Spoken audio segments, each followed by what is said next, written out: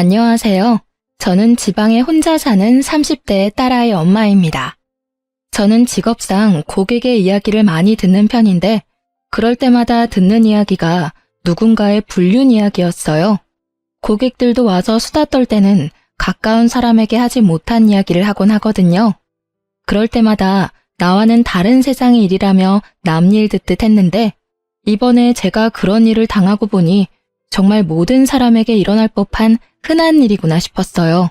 그리고 그 사람들이 그런 이야기를 누군가에게 하고 싶어 하는 마음이 이해되더라고요. 그래서 저도 이번에 제 답답함을 풀기 위해서 사연글을 통해서나마 제 이혼에 대한 이야기를 조금 꺼내보려 해요. 저에게는 남편이 있었어요. 크게 잘생기지도 않고 엄청 능력이 있지도 않은 평범한 남자였는데 활발하고 가벼운 성격이 장점인 사람이었죠. 제가 생각이 많고 좀 진중한 성격이었다 보니 남편의 그런 성격이 기분 전환에 도움이 많이 됐었거든요. 제가 끙끙거리며 고민으로 앓고 있을 때도 남편은 가볍게 저의 고민을 해소해주곤 했으니까요. 그런 면에서 저는 남편을 무척이나 고마운 사람이라고 생각했어요. 성격이 다르면 고생한다고들 하지만 저희는 오히려 그런 면이 서로의 모난 부분을 맞춰줬다고 생각해요. 남편이 너무 가볍게 몰아갈 것 같으면 제가 나서서 조금 무겁게 만들어주기도 했으니 시댁에서도 처음에는 저를 인정하는 듯 했어요. 3대 독자 아들이 안사람을 들이고 이제야 철이 든다고요. 그렇게 잘 지내왔다고 생각했는데 남편은 그렇지 않았던 것 같더라고요. 사귈 때는 여자 문제 같은 거 일으킨 적도 없었고 딱히 다른 여자에게 흥미를 많이 두는 것 같지도 않아서 다행으로 생각했죠. 그런데 어쩌다 그런 일이 일어났는지 지금도 의아할 따름이에요. 만약 사귀는 도중에 그런 낌새를 눈치챘다면 분명히 남편과 결혼하지 않았을지도 모르죠. 하지만 그때는 그런 사람이 아닐 거라는 확신했었거든요. 저도 당시에 콩깍지가 씌어 있었던 건지도 모르겠네요. 제가 남편의 외도 사실을 눈치챈 건 육아로 휴직 후 힘든 나날을 보내던 때였어요. 아이 100일을 치르고 드디어 애가 통잠을 자기 시작하던 시점이었는데 남편과 통화를 하다가 핸드폰 너머로 한 여자의 목소리를 들었어요. 분명 남편이 회사에서 일을 하는 시간이었는데 여성이 남편을 오빠라고 부르더라고요. 저는 침착하게 남편에게 물었죠. 방금 핸드폰에 들린 여자 목소리도 직장 동료야? 직장 후배. 당신도 알 거야. 저번에 당신 태워갈 때 같이 차 타고 갔던 그 후배. 그제야 기억났어요. 작고 왜소한 어려 보이는 동안의 여후배. 당시에 제가 남편 퇴근 시간에 그 근처에 있어서 같이 들어가져간 날이었거든요. 근데 조수석에 탔더니 뒤에 사람이 있었는데 그게 이 후배였어요. 남편 말로는 후배 약속이 제가 있던 곳과 가까워서 태워줬다고 했고 바로 내렸었거든요. 저는 그때 남편에게 웬만하면 여자는 차에 태우지 말라고 했었죠. 괜한 오해 받을 수 있다고 핀잔만 줬었는데 그때 남편은 그럴 리 있겠냐며 웃었거든요. 그런데 그때 그 여자는 분명 남편을 선배라고 불렀었어요. 그런 그녀가 불과 몇 달 만에 호칭이 오빠로 바뀌다니 아무리 봐도 이상했어요. 하지만 제가 너무 깊이 생각하는 것일 수도 있었고 친해지면 그럴 수도 있겠거니 했어요. 그런데 그 뒤부터 제 오감이 그 여자를 의심하게 되더라고요. 그게 제 탓만은 아닌 게 그 여자가 남편과의 접점이 너무 많았거든요. 저는 저도 모르게 남편의 뒤를 캐고 있었어요. 차를 타고 가는 길에 그 후배에게 전화가 오면 남편이 전화를 받지 않더라고요. 그렇다고 우리가 대화를 많이 하는 것도 아니었는데 그냥 업무상 전화면 받고 끊으면 되잖아요. 그런데 안 받더라고요. 제가 받으라고 하면 억지로 전화 받으면서 한마디 꼭 했어요. 가족이랑 같이 있으니까 용건만 간단히 해. 그렇게 말하면 그 여자는 이렇게 대답해요. 그럼 좀 이따 다시 전화할게요, 선배. 분명히 제가 없는 곳에서는 오빠라고 부르면서 가족과 함께 있다는 전화에는 선배라고 구별해서 부르더군요. 점점 더 제 감이 맞았다는 생각에 심장이 벌렁거리더라고요. 아닐 거라는 생각을 해봤지만 결국 확신이 든 계기가 생겼어요. 하루는 아침에 남편이 차키를 두고 내려갔더라고요. 저도 아침에 가까운 빵집에 들릴 예정이라 차키를 들고 내려갔어요. 그렇게 주차장 쪽으로 가까이 향하는데 남편이 통화를 하며 걸어가는 뒤통수가 보이더라고요. 말을 걸려다가 흠칫 놀라 목소리를 삼켰어요. 그래, 그럼 이따가 봐. 조심해서 오고. 오늘 날씨 추우니까 따뜻하게 입고 와요. 부드럽고 애교 있는 목소리. 남편은 저와 연애할 때처럼 부드러운 목소리를 내고 있었어요. 누구에게 전화를 거는 걸까? 궁금한 마음이 들었지만 참았어요. 경거망동해서 일을 망치기 싫었거든요. 남편이 전화를 끊는 걸 보고는 이제야 남편을 확인한 것처럼 남편을 불렀어요. 여보, 차키! 남편은 눈에 띄게 놀라며 뒤를 돌아봤어요. 딱 봐도 심하게 놀란 모습에 저는 강한 확신이 들었어요. 여보, 내가 차키를 놔두고 왔어? 잊어버리고 다니지 말고 잘 다녀와. 일찍 와. 애가 아빠 몫을 잊어버리겠다. 저는 최선을 다한 평정심으로 남편을 보내줬어요. 하지만 그날 내내 꼬리를 무는 의심으로 너무 힘들었어요. 저녁 때쯤에는 두통으로 머리가 너무 안 좋았죠. 아침에 그 일이 있어서 그런지 그날 남편은 일찍 돌아왔더라고요. 남편을 샤워 먼저 하도록 한 뒤에 저는 남편이 탁자에 둔 전화기를 확인했어요. 남편은 평소에도 잠금을 걸어두지 않거든요. 안을 살펴보니 깨끗하더라고요.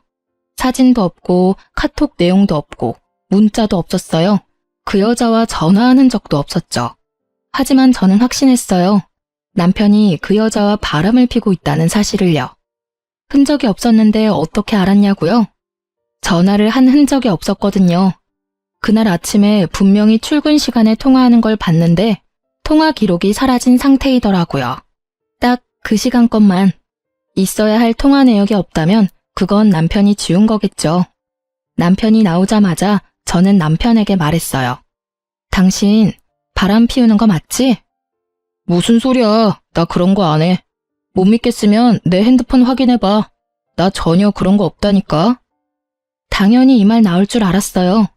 핸드폰에 잠금을 걸지 않는다는 건 자신이 당당하다는 걸 보여주고 싶어 하는 거잖아요. 자기가 떳떳하지 못하니 일부러 떳떳한 척 하는 거고. 문제의 소지가 될 만한 내용은 다 지웠을 테니까요. 한 가지만 확인해 볼게. 제가 통화 기록을 확인하는데도 남편은 편안한 얼굴이더라고요. 거기에 걸릴 건 없다는 거겠죠. 이상하네. 아무것도 없어. 그러게 아무것도 없다고 했잖아. 나 못 믿어? 나 그렇게 나쁜 놈 아니야. 그 후배도 진짜 후배일 뿐이고. 그러니까 내 말은 당신이 아침에 통화한 그 내역이 없다고. 제 말에 허를 찔린 듯 남편이 입을 못 열더라고요.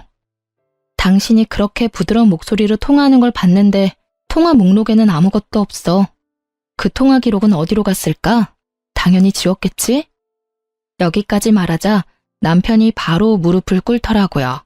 여보, 그거는 내가 잘못했어. 무슨 정신으로 그런 짓을 했는지는 모르겠지만 정말로 내가 잘못한 일이야. 미안해, 여보. 나는 오늘 이걸 확인하기 전까지 계속 의심했어. 그리고 계속 고민했지. 아니기를 바라면서. 당신 도대체 생각이 있는 사람이야? 아침 저녁으로 당신 애 보면서 다른 여자 만날 생각이 드니? 언제부터 그 여자랑 이런 사이 된 거야? 얼마 안 됐어. 정말이야. 믿어줘. 너 같으면 믿을 수 있겠어? 내가 왜 당신을 믿어야 하는데? 나한테 용서를 구하고 싶으면 지금 당장 그 여자랑 헤어지고 그 회사에서도 나와. 여보, 그 여자랑은 당신 보는 앞에서 당장 헤어질 수 있어. 그치만 일은 아니잖아. 당장 내가 퇴직하면 바로 일 구할 수 있는 것도 아닌데 그건 좀 봐줘. 응? 솔직히 남편과 그 여자를 당장 떼어놓고 싶었지만 회사라는 건 그렇게 쉽지 않은 문제고 나가더라도 그 여자가 나가야지 남편이 나가는 건 싫었어요. 애도 아직 어리니 아빠의 경제력이 필요하기도 했고요. 그래서 저는 남편에게 일거수일투족 감시당해도 당연하게 생각하라고 했어요. 그랬더니 남편이 알겠다고 자기가 그런 행동한 게 맞으니 당연히 제가 하라는 대로 뭐든 하겠다고 하더라고요. 그렇게 남편을 교육하고 시모에게 조용히 알렸어요. 남편이 외도했다는 것을요. 그랬더니 시모가 제게 그러더라고요. 네가 마음고생이 많다며 위로해줬어요. 솔직히 팔이 안으로 굽는다는 생각에 말 안 하려 하다가 했는데 이런 반응이라 시모에게 더 미안한 마음이 들었거든요. 그런데 며칠 뒤에 명절에 시댁 갔다가 시모가 누군가와 밖에서 전화 통화하는 걸 듣게 됐어요. 그래, 정말 우리 며느리 너무하지 않니? 우리 아들이 바람 피운 게 모두 아들 탓만은 아니잖아.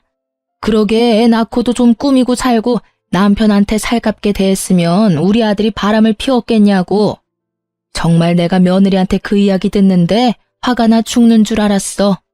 그렇다고 바람난 게 자랑은 아니니 위로하긴 했지만 나중에 생각하니까 더 화나는 거 있지?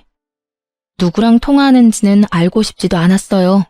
그냥 겉으로는 저를 위로하는 척하면서 속으로는 저를 향해 칼을 갈고 있던 시모만 눈에 보였죠.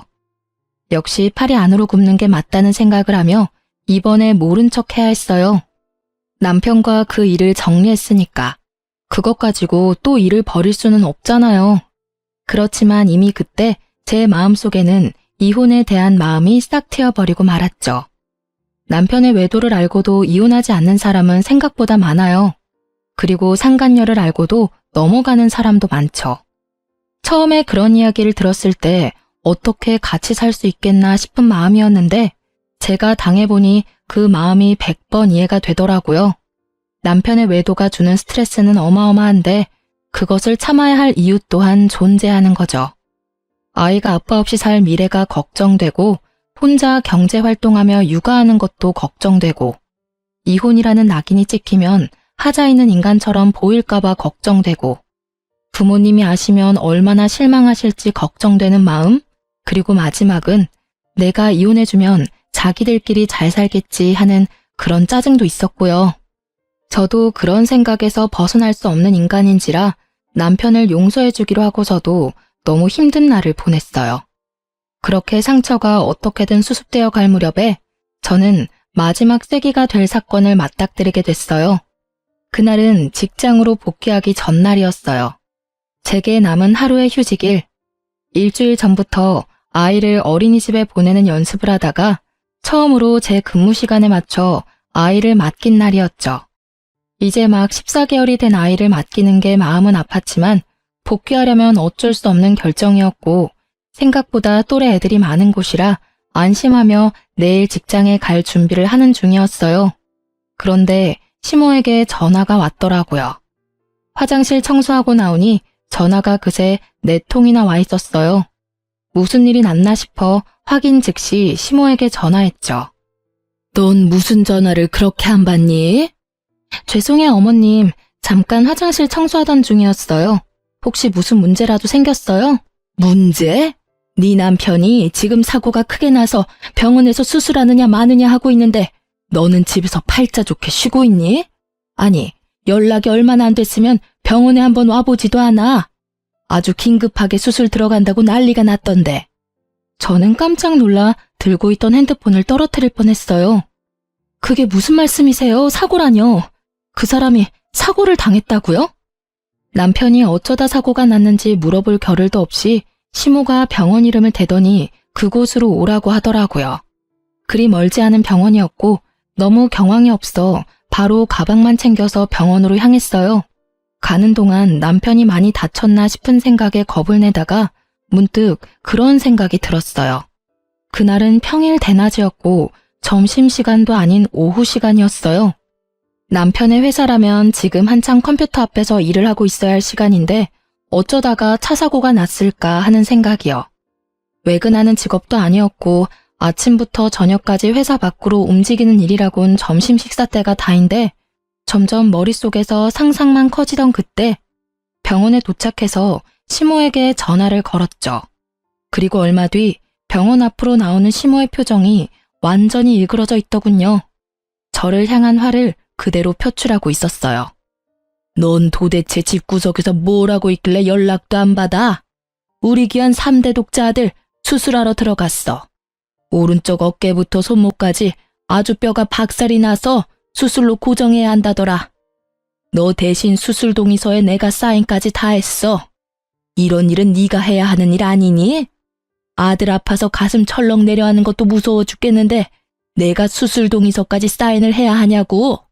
면목이 없던 제가 고개를 숙이던 그때 불현듯 머릿속에 시모에게 받은 부재중 통화가 떠올랐어요. 부재중 통화는 총 4통, 시모가 건 게 다였죠. 그런데 수술 동의서를 써야 한다면 당연히 아내인 저한테 연락을 했어야 하지 않나요? 저는 시모에게 물어봤죠. 어머님은 병원에서 연락받고 오신 거예요? 아들이 직접 전화 왔어.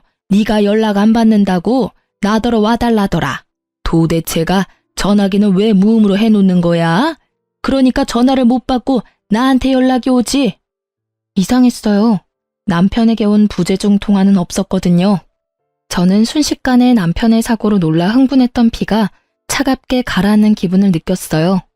남편이 수술실에 들어간 터라 남편에게 직접 물어볼 수는 없었지만 확인이 불가능한 것도 아니었죠. 저는 남편 차가 어디 있는지 확인하기 위해 먼저 남편 핸드폰부터 챙겼어요. 레카차 업체와 연락한 게 있나 싶어 통화 기록을 뒤지는데 바로 오늘 아침에 그 여자와 통화한 내역이 있더라고요. 인연 다 끊겠다 어쩌겠다 해놓고 여전히 연락하는 걸 보고 살짝 열이 받았지만 직장 동료이니 연락 정도는 할 수도 있다는 생각으로 연락처를 뒤졌어요. 별 내역이 없길래 남편 메시지를 확인하는데 메시지 기록 중에 카드 승인 내역이 있더라고요. 거기에 오늘 날짜로 숙박업소가 딱 찍혀 있었어요. 불과 4시간 전에 결제한 내역이요. 그걸 보고는 피가 거꾸로 솟는 기분이었어요. 아마 집에 들어오기 전에 이런 문자나 통화 기록을 일부러 지웠겠죠. 이번에는 지울 시간조차 없이 사고를 당해 들어가게 됐으니 지울 틈도 없었을 테고요. 화가 난 저는 최대한 냉정해지려 애썼어요. 그 메시지를 캡처하고 저는 남편 차가 어디 있는지 확인했어요. 남편 차가 어느 정비소에 있는지 확인한 저는 바로 그쪽으로 달려가 남편 블랙박스부터 확인하자고 했어요. 다행히도 블랙박스는 고장나지 않았고 열심히 제 할 일을 하고 있더군요. 저는 카드를 빼서 집으로 갔어요. 노트북에 연결하니 손이 덜덜 떨리더라고요. 그리고 사고 직전 영상을 확인했어요. 남편이 어딘가에서 나오는 중이었는데 거기가 모텔이더라고요. 그런데 남편은 운전하지 않았고 그 후배가 운전한 것 같았어요. 남편이 부러진 곳도 왼쪽이 아니라 오른쪽이었거든요. 남편이 조수석에 앉았던 게 분명해 보였어요. 두 사람이 모텔에서 나와서 차에 타고 둘이 차 안에서 나누는 이야기들이 모두 제 귀에 들어와 박혔어요. 오늘 연차 쓰고 같이 오길 잘했지? 여기 진짜 좋은 곳이거든? 우리 마누라랑은 여기 못 와. 애 놓고 몸 다 망가져서는 어디 데리고 다니면 부끄러울 정도라고. 너 정도는 탱탱해야 데리고 다닐 만나지. 앙큼해. 그래도 오늘은 오빠 독점할 수 있는 날이라 좋아. 매번 같이 있다가도 집에 돌려보내는 게 얼마나 힘든 일인지 모르지? 항상 같이 있고 싶은데. 내가 최대한 노력해볼게. 너도 빈털터리가 된 나랑 결혼하는 건 싫을 거 아냐. 와이프한테서 잘못한 거 찾고 나면 바로 이혼하고 너랑 결혼할게. 너무 걱정하지 마. 이런 대화 내용을 듣고 있으니 정말 하늘이 무너지는 게 어떤 건지 잘 알겠더라고요. 인연을 끊으라고 했더니 도리어 인연을 단단히 맺어가고 있었더라고요. 저는 그 길로 상간녀를 찾아갔어요. 상간녀가 어디 있었냐고요? 당연히 본인도 사고 났으니 같은 병원에서 치료받고 있었죠. 저는 병원으로 가 상간녀를 찾았어요. 이름만 대니 간호사가 어디 있는지 알려주더군요. 남편은 큰 수술을 하는 데에 비해 그녀는 그렇게 크게 다치지는 않았더라고요. 저는 그 여자 앞으로 가서 말했어요. 나 알죠? 선배는 수술하러 들어가셨는데요. 두 사람이 왜 같은 차에 타고 있었어요? 우연히 얻어 탄 거예요. 의부증 걸린 여자처럼 선배한테 집착하는 건 아는데 엄한 사람한테 이러시면 곤란하죠. 저는 선배랑 아무 사이 아니에요. 당신 덕분에 회사에서도 대화도 잘 못하고 있고요. 두 사람 사귀는 사이 아니에요? 평일 오후에 연차 쓴 두 사람이 같은 차 안에 있다가 사고가 났는데 그게 다 우연이라고요? 애초에 연차를 쓰고 왜 둘이서 따로 만나요? 그렇고 그런 사이니까 만났겠지. 네, 그렇고 그런 사이 맞아요. 선배가 마누라 싫다고 짜증난다고 얼마나 투정을 부리던지. 그래서 위로해주다가 눈 맞았어요. 됐어요? 당당하기가 정말 하늘을 찌를 정도였어요. 뭐가 그렇게 잘났는지 불륜을 실토하면서도 아주 당당한 자세와 자신감 넘치는 표정을 보니 마치 피해자와 가해자가 뒤바뀐 것 같은 기분이 들더군요. 아내라고는 하지만 당신이 패배자인 건 알죠? 남편이 다른 여자 만나는 순간 여자로서 저한테 진 거예요. 당신이 얼마나 매력이 없었는지 이제 아시겠어요? 제가 매력이 없는 건 맞는데 그래도 저와 남편은 법적으로 유효한 사이고 그쪽은 남편과 부정을 저지른 사이라는 건 잘 알죠? 이런 대화들도 다 증거고 이후에 상간녀 소송할 때 다 쓰일 거예요. 당당해서 좋네요. 증거 수집이 아주 편해서요. 제 말을 듣고 나니 상간녀 얼굴이 하얗게 질리더라고요. 저는 당신도 남편도 용서할 생각 없어요. 그렇지만 그냥 헤어지면 둘이서 행복하게 살 거잖아요. 그러니 제가 가져올 수 있는 건 다 가져와야죠. 안 그래요? 매력은 있고 머리는 텅 빈 상간녀 씨? 제 말에 열받았는지 명예훼손인의 먼에 고소한다고 지랄 발광하는 상간녀를 두고 저는 시모에게 향했어요. 시모는 남편 수술이 끝나기를 기다리고 있더군요. 저를 보자마자 시모의 막말이 또 시작됐어요. 수술 동의서 내가 쓰도록 한 건 네가 잘못한 거야. 어떻게 엄마에게 아들 수술 동의서를 쓰도록 만들어? 죄송하지만 그 사람 저한테 연락한 적 없어요. 사고 나고 연락한 거 어머님이 처음이자 마지막이더라고요. 네가 와이프인데 왜 나한테 전화를 해? 네가 잘못 본 거 아니니? 아니요, 잘못 본 거 아니고 남편이 어머님한테만 전화했더라고요. 그 사람 저 몰래 연차 쓰고 여자랑 놀러와서 모텔에서 나오다가 사고 났거든요. 뭐? 너 지금 우리 아들 없다고 말 막 지어서 하는 거니? 시모가 깜짝 놀라서 저한테 반문하더라고요. 저는 시모에게 영상을 보여줬어요. 영상 보세요. 확실하죠? 오늘 쉰다고 저한테 이야기도 없었어요. 이러니 저한테 연락 못했겠죠. 불륜을 저지르다가 사고 났는데 어떻게 와이프한테 전화하겠어요? 어떻게든 안 들키려고 어머님께 전화한 거겠죠. 제 말에 시모는 한동안 말을 잇지 못하는 듯 하더니 갑작스레 화를 내더라고요. 네가 우리 아들을 얼마나 좋았으면 애가 바람을 피우겠니? 저번에도 내가 말은 안 했지만 네가 잘했으면 애가 바람 같은 거 피웠겠어? 그리고 바람 피웠다고 애 기도 못 펴게 하니 몰래 스트레스 풀려다가 이런 사고 난 거잖아. 하나부터 열까지 다 네가 잘못했는데 뭘 잘했다고 나한테 또박또박 말댔구야? 적반하장도 유분수지. 이 말을 하고 싶은 걸 꾹 참았어요. 못 배우고 예의 없는 사람이라도 어른은 어른이니까요. 그렇지만 용서는 하지 않겠다고 다짐했어요. 시모도 상간녀도 남편도. 남편이 병원에 있는 동안 저는 착실히 이혼 준비를 시작했어요. 증거는 차고 넘쳤죠. 그럼에도 더 모으고 모았어요. 필요한 것뿐만이 아닌 부수적인 것들도 모두 긁어 모았어요. 당당한 상간녀를 보니 어떤 변명을 할지 상상도 가지 않았거든요. 모텔에 들어가서 현장을 직접 잡은 게 아닌 이상 어떠한 증거도 반박 가능한 것이 될 수도 있잖아요. 그래서 그들이 변명조차 못할 정도의 증거를 모았어요. 그리고 남편이 치료받는 동안 제 짐을 모두 싸고 아이와 함께 친정으로 건너왔죠. 아이도 절대로 빼앗길 생각이 없었거든요.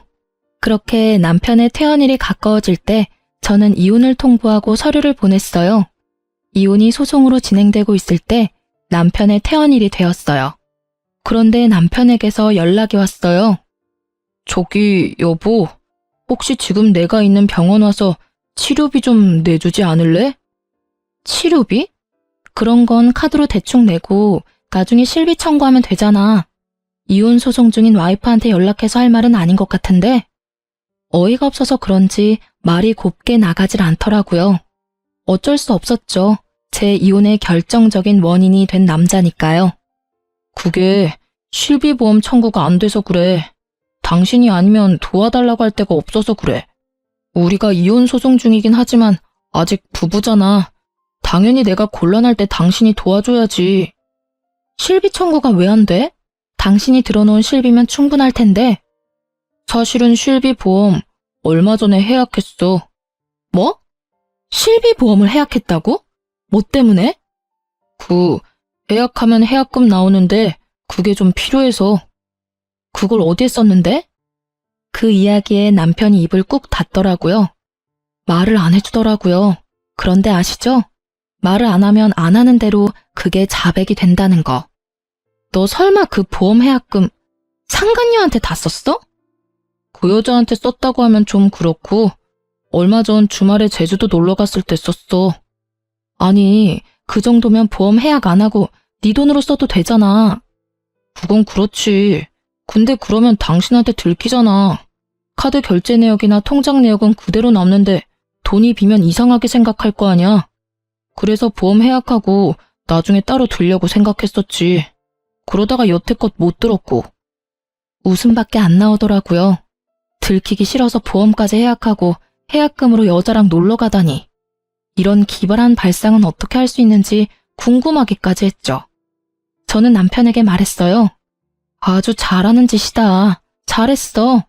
이혼 소송 중인 와이프한테 바람 피워서 미안하다 사과는 못할 망정 전화해서 치료비나 대달라고 찌질하게 굴어? 보험 해약한 건 당신이니까 당신이 알아서 병원비 마련해. 아니면 그 돈 다 쓴 상간녀한테 도와달라고 하든지. 당신도 참 뻔뻔하네. 나랑 이혼 절차 밟고 있으면서도 나한테 돈을 받고 싶어? 내가 돈을 줄 거라고 생각했다는 게 참 웃기지도 않고. 나 당신한테 이제 어떤 것도 뺏기고 싶지 않은 사람이야. 그게 10원짜리 한 장이라도. 너하고 그 상간녀한테는 절대 뺏기기 싫거든? 병원비 대주는 걸 왜 뺏긴다고 하는 건데? 솔직히 바람 피운 게 아무리 잘못이라고 해도 내가 이렇게 아파서 죽을 것 같은데 와이프가 돼서 병문안 한 번을 안 오고. 병원비도 내달라는 게 아니라 빌려달라는 거라고. 빌려주든 어쩌든 난 안 줄 거야. 너 내가 정리하라고 한 여자랑 바람 피우다가 그렇게 된 거지? 그게 내 탓이야? 네 탓이지.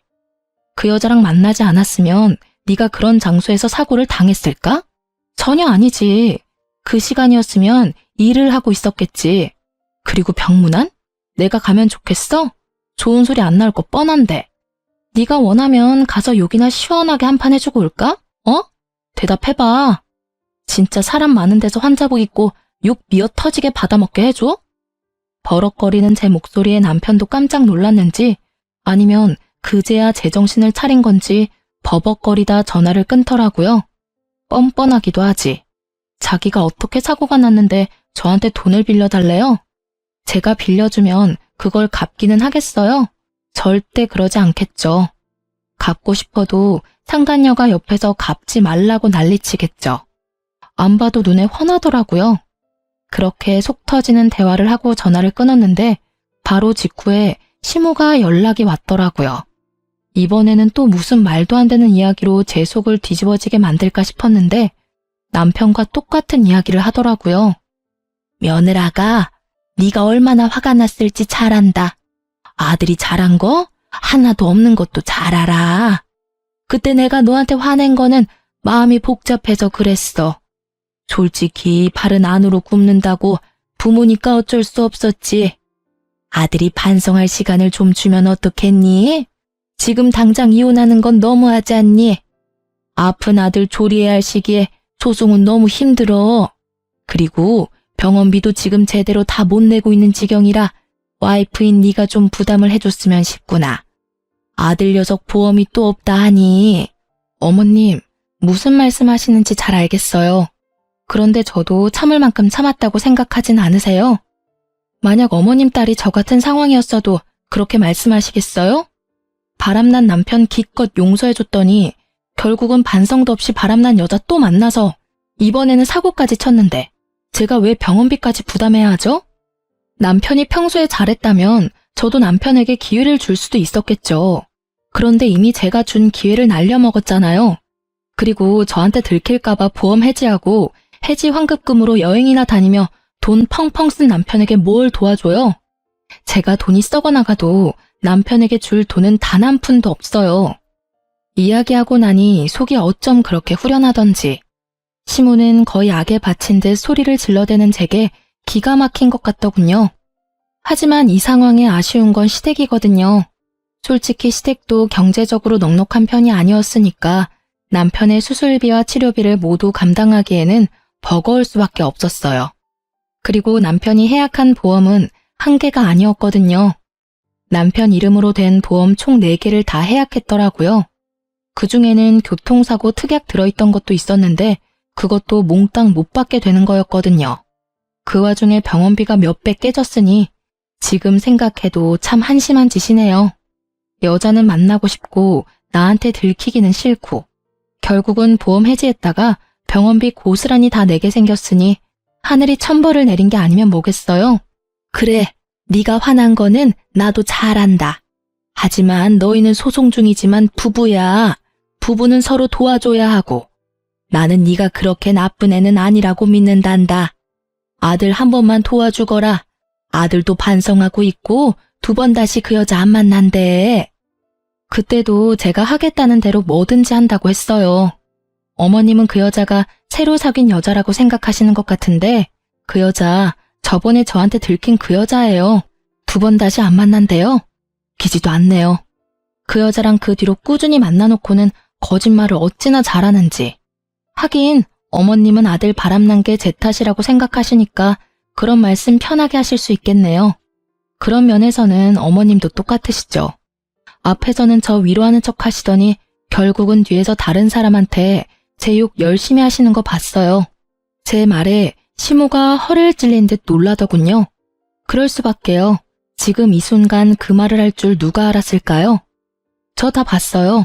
명절에 어머님네 갔다가 애 낳고 관리 안 해서 남편 바람 피운 거 제 탓이라고 그렇게 말씀하시는 거 다 들었어요.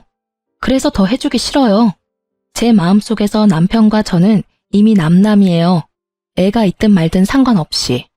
그러니까 저한테 이혼 번복에 대한 이야기는 꺼내지 마세요. 너 후회할 거야. 우리 아들 같은 남자가 세상에 어디 있다고. 너 같은 애가 그런 남자 만날 수 있을 것 같아? 남편 덕분에 크게 되어서 남자 만날 생각도 없어요.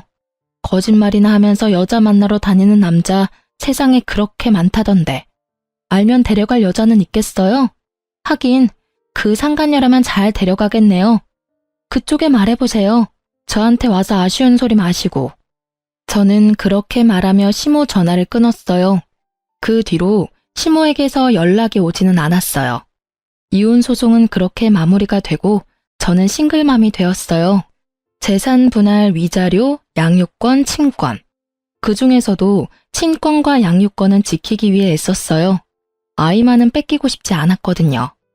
시댁이 손이 귀한 집이기는 하나 아들을 더 귀하게 여기니 딸아이는 제게 그냥 넘기듯 하더라고요. 양육비 내기 싫어서 마구잡이로 우기는가 싶었는데 그게 아니었어요. 알고 보니 시모가 상간녀에게 남편 병원비를 좀 내달라고 했다더군요. 남편과의 결혼을 조건으로 말이죠.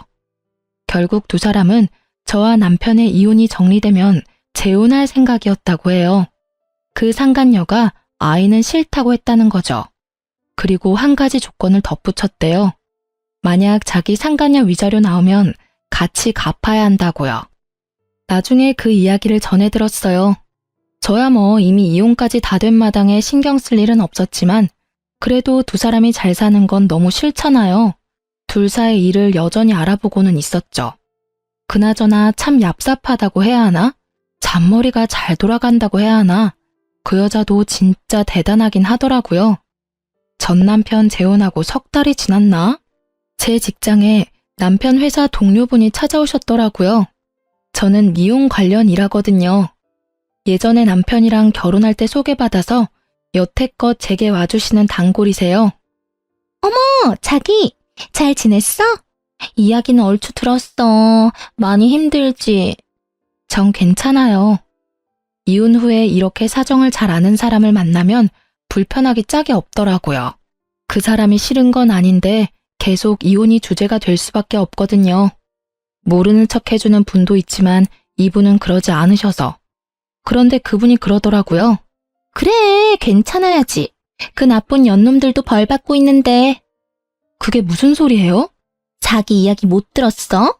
그 두 사람 완전 천벌 받았다고. 회사 내에서도 소문이 다 났어. 그 상간녀랑 자기 전 남편 둘이 같이 연차 쓰고 놀러 갔다가 사고 난 거 회사에 들켜서 불륜 여행 갔다가 그렇게 된 거라고 소문 크게 났었거든. 그런데 곧바로 두 사람 재혼한다니 사람들이 더 놀랐지. 저렇게 빨리 정리가 되냐고 말이지. 아, 회사에 다 들킨 거였나요? 저야말로 놀랐네요. 그 전에도 티가 많이 나던데. 둘이 친하다 정도로만 알고 있었지 그런 사이인 거 누가 알았겠어? 알았다면 내가 자기한테 제일 먼저 귀띔해줬을걸? 그 이야기에 저는 웃었어요. 하긴 이런 스파이 같은 손님이 있으니 남편도 회사에서 조심하긴 했겠죠. 근데 그 소문나고 회사에서 두 사람 다 퇴사시켜버렸거든. 연차 쓰고 놀러가서 사고 난 것도 그렇고 안에서 부적절한 만남 가진 것도 그렇고. 그런데 표면적인 이유는 자기 전 남편 몸이 아직 다 안 돌아와서 그렇다고 하더라고. 몸이 안 돌아와요? 그래. 수술한 곳이 오른쪽 팔이랑 어깨잖아. 그쪽으로 신경이 손상됐다나 뭐라나. 결국 손가락이 잘 안 움직이는 바람에 일도 제대로 못하니까. 금방 돌아올 것 같으면 그냥 놔뒀을 수도 있겠지. 근데 금방 안 돌아오더라고. 어쨌든 두 사람 다 권고사직으로 퇴사했어. 그래요? 둘 다 진짜 천벌 받았네요. 당연하지. 남의 눈에 눈물 흘리게 만들면 자기 눈에는 피눈물 흐르는 법이야. 그래놓고 잘 살면 하늘이 뭔 소용이니? 그렇게 고객과 대화를 하면서 전 남편과 그 상간녀 이야기를 들으니 제 마음속에 응어리졌던 것들이 조금은 풀리는 것 같았어요. 남의 불행을 내 행복으로 삼지 말라지만 제게 불행을 준 원인이 저렇게 못 살고 있으니 이상하게도 응어리가 풀리는 것 같더라고요. 그 뒤에 시모가 저한테 한번 연락이 왔었어요. 예, 너 딸아이 우리한테 돌려줄 생각 없니? 우리가 사례는 넉넉히 할게. 잘 생각하고 연락 좀 줘. 갑자기 딸을 달라는 이야기에 초스라치게 놀라 물었죠. 이미 다 끝난 일인데 왜 딸을 달라고 하세요? 아유, 넌 몰랐겠지만 우리 아들 재혼 상대가 글쎄 애 딸린 이혼녀라더라. 아들 하나 있는데 없는 것처럼 속이고 우리 아들이랑 재혼했대. 결혼하고 나서 애 있다고 이야기했다던데 그게 문제가 아니야. 그 데리고 온 애는 남의 자식이잖니? 그러면 우리 집안 대를 이을 아들을 낳아줘야 하는데 이 미친년이 불임수술까지 해서 애 못 놓는다고 사람 환장하는 소리를 하잖아. 아니, 재혼하면서 애 없는 집에 오면서 아들 하나는 낳아줘야 정상 아니니? 옛날 생각을 가진 시모와 현대식 사고를 가진 상간녀의 대립이 생각보다 컸고 그 결과 우리 딸을 방패로 데리고 가고 싶은 모양이었어요. 생판 남의 자식한테 우리 전 재산 뺏기게 생겼으니 우리도 뭐라도 방어를 해야지. 대를 이을 아들만 생기면 손녀는 금방 돌려줄 테니까 잘 생각해보거라, 응? 생각하는 게 어찌나 저속한지 이야기 듣고 있는 동안에 귀가 썩는 것 같은 기분이 들었어요. 어린애를 데려가서 방어를 하니 뭐를 하니 사랑을 줄 게 아니면 관심이라도 줘야 된다며 개소리를 하더라고요. 손녀에게는 관심 하나도 없으면서 그런 불순한 이유로 딸애를 데려가려는 시모를 보니 화가 머리끝까지 차올랐어요. 어머님, 제 딸이 무슨 힘이 있어서 그 어른들 사이에 끼어서 이리 치이고 저리 치이고 해야 해요? 귀한 딸이에요. 그래서 제가 직접 기르겠다고 데려온 거고요. 상간녀 데리고 오시면서 남편 병원비 급하게 처리하셨으면 된 일 아닌가요? 이혼 후의 일은 그 집안에서 알아서 하셔야죠. 그 여자애가 애가 딸린 걸 내가 알았으면 이혼하라고 등 떠밀었겠니? 아들놈도 나중에야 한 것 같았어. 게다가 요새는 또 얼마나 떽떽거리며 돈 달라고 요구하는지 아니? 아이고, 내가 며느리를 잘못 들였어. 아들놈은 손가락이 안 돌아와서 취직도 못하고 있는데 재혼한 새 며느리는 아주 시댁을 돈줄로 알고 안 해주려니 아들이 불쌍하고 해주려니 며느리가 밉고. 시모가 괴로워하는 걸 보니 생각보다 상황은 심각해 보였어요. 그렇다고 제가 애를 줄 일은 절대 없었어요. 심각하고 불쌍하든 저랑은 이제 관계없는 사람들이에요. 열심히 자기 손으로 자기들 인생 말아먹고 있는 중인데 제가 왜 관여를 하겠어요? 그저 저와 제 딸이 거기에 휘말리지 않도록 하는 것만 중요할 뿐인 거죠. 시모는 결국 제게서 딸을 얻을 수 없다는 걸 알고는 전화를 끊고 연락 한 번 안 하더라고요. 그런데 한 달쯤 지났을까요? 제 고객이 연락이 와서 알려주더라고요. 전 남편과 살고 있던 그 상간녀가 도망갔다고요. 저는 상간녀 위자료 소송을 해서 그 여자에게서 돈을 받고 있었는데 불과 며칠 전에 그 위자료가 다 지급됐었거든요. 그래서 생각보다 빨리 들어왔다고 생각했는데 알고 보니 전 남편 퇴직금을 몽땅 제 위자료로 지급하고 남편 버리고 집을 나가버렸다고 하더군요. 오른손을 제대로 못 쓰는 남편의 수발들야 육아하랴 일하랴 나름 엄청 힘들었나 보더라고요. 그야말로 벌 받았다는 말로밖에 설명할 수 없는 상간녀 상황을 보니 하늘이 나를 버리지 않았구나 하는 생각이 들었어요. 뭐 제 살 길 찾아 도망갔으니 불륜도 끝이었고요. 그렇게 헤어질 거 뭘 그리 죽고 못 살아서 불륜 같은 짓을 했나 몰라요. 아들이 이제 중학교 들어가던데 부끄러워서 아들 얼굴은 어떻게 보려는 건지 원. 그 사람들이 스스로 제 무덤 파는 동안 저는 착실하게 아이와 함께 살 미래를 위해 움직였어요. 친정집에 얹혀 살게 됐지만 아이의 정서적인 안정을 위해 한 선택이었어요.